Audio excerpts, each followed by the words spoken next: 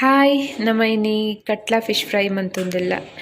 ನಮ್ಮ ಮನ್ಪುನ ರೀತಿ ಎಂಚ ಅಂದ್ ಪಂದ್ ತೋಜಿಪವ ಇಂದೆ ಕಟ್ಲಾ ಫಿಶ್ ಉಂಡು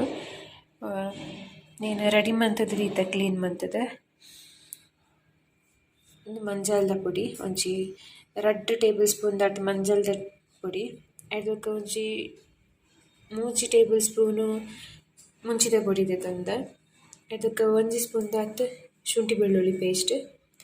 ಐದು ಬೊಕ್ಕ ಉಪ್ಪು ನಮಕ್ ಏತ್ ಬೋಡು ಆತ್ ಬೊಕ್ಕ ಹುಳಿ